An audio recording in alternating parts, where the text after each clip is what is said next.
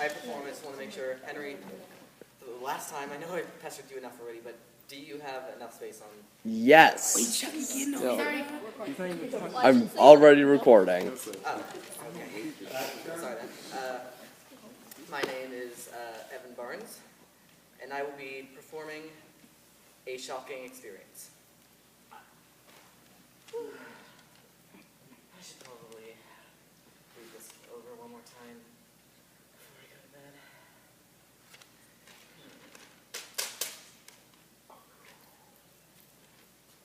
What have I learned so far in life? Well, I've learned two things for certain. Patience and tolerance will get you very far. These two qualities will make you excel no matter where or what situation you're in. How do I know this? Well, let's take a trip in the past. It's April 17th, 8th grade, 2012. I remember this date vividly. I was just getting out of my third period algebra class. I was in a heated debate with this classmate called Jacob. Had something to do with monomials, I think. Anyways, I told him to wait until after the class ended, which he did. But what he did next made me wish I'd never asked him in the first place. When I went out to play in the yard, he was there, waiting, and we continued our debate. It started out just as a simple verbal debate. Then it started getting physical. Don't know how, but all I remember is he threw the first punch. Before I knew it, he pulled out a taser and shot me from behind. What? Crash. I fell to the floor, unconscious for a couple hours. Luckily, the nurse was there to find me, or else who knows what would have happened to me. Anyways, when I woke up, I felt hurt, obviously, but there's something else that I felt. I felt some sort of refreshment. Like, my brain previously was like muddled and distracted from OCD that I had. But after I got shocked with the taser, it, well, didn't completely go away, but I didn't feel like I had to have an obligation to uphold my OCD. So, after that, for the few days that were left in school, life just continued. And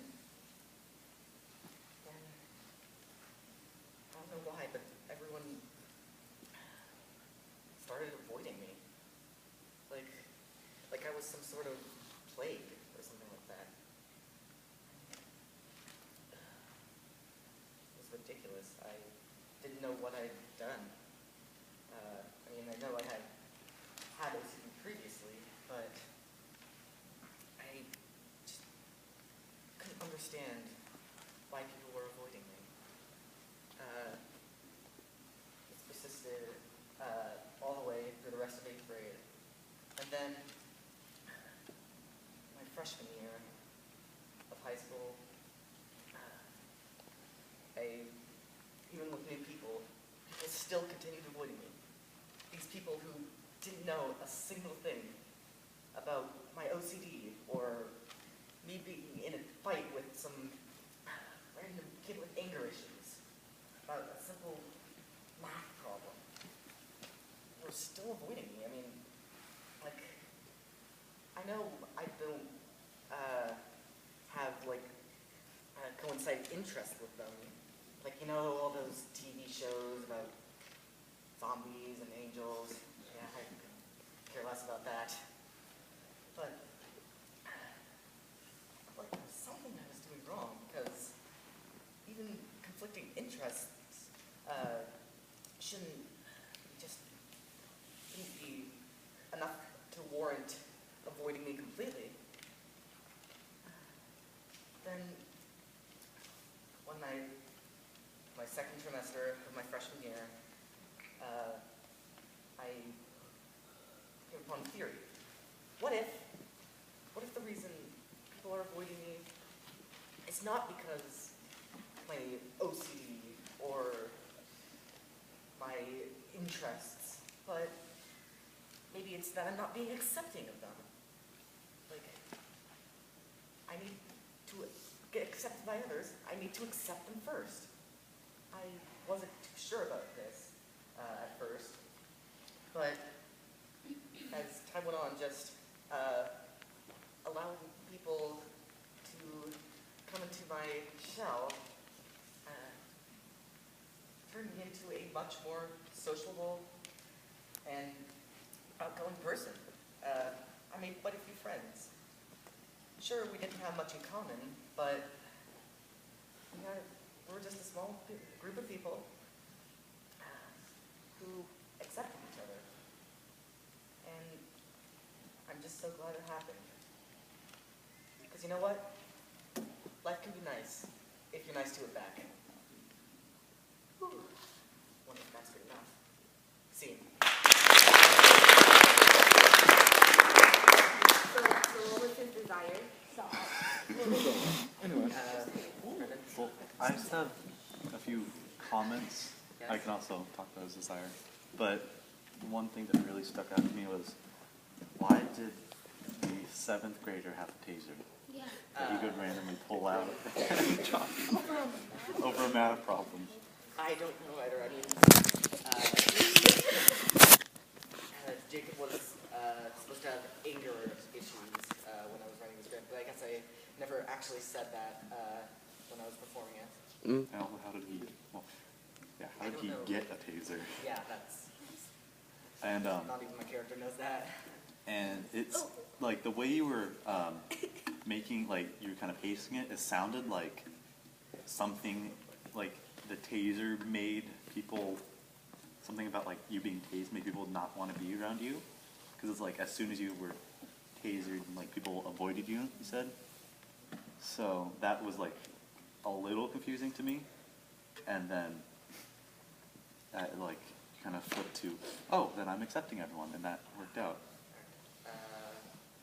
Chad?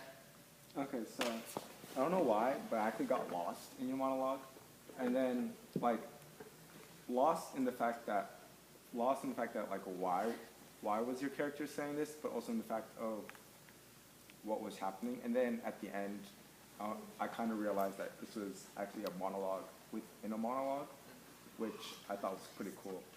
So yeah. Monologue-ception. Thank you, Ben. Monologue inside a monologue.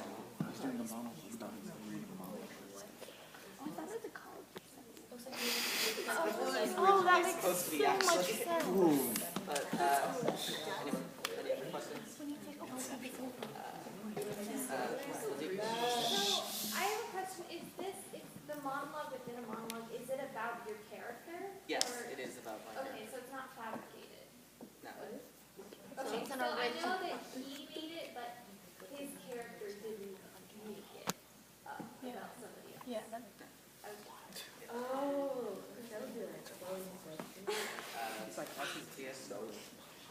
So who is the monologue performed to within the monologue? Well, in the monologue, like by myself. But so it's not being performed to anybody in my monologue.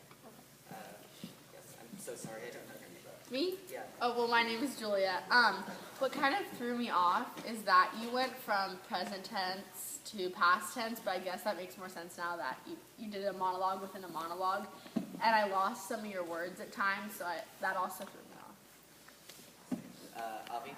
Okay, so at the beginning of your monologue, when you were talking, okay, it maybe was more like the middle, you know, when you feel like the first time that you mentioned you got keys, I was like, whoa, you got what? And you didn't really have any change in your voice, which kind of threw me off a little bit, because I was like, if you're talking about your stuff getting paid, would you like, isolate your voice? I don't know if that makes sense. Especially if you're in 8th grade. Yeah, and you're like, I got tased. Like, then like as you started to progress and you talked about getting tased the second time, then I what? No. No. Okay. Well, I don't know. Okay, well then I got tased. But I did notice that your voice, like you did kind of change it a little bit towards the end. So yeah. I think your desire, I think your desire was to have people accept you for who you are because you weren't accepted for such a long time. And also for you to accept other people and not judge them because you know what that feels like and you don't want to make split-second decisions about different people. Brendan, are you raising your hand or just stretching? Okay, yeah. So at the beginning of your monologue section, yes, it really did sound like you were reading like from an essay or something. And it sounded very structured and like, this is what happened, this came next. But then a little over halfway through, you really kind of loosened up and it started flowing a lot better. And it sounded a lot more natural and a lot more like you were actually remembering something. And they both kind of worked with what I guess you were doing, but I liked the second half better. All right. Anybody else have any questions, or is that it?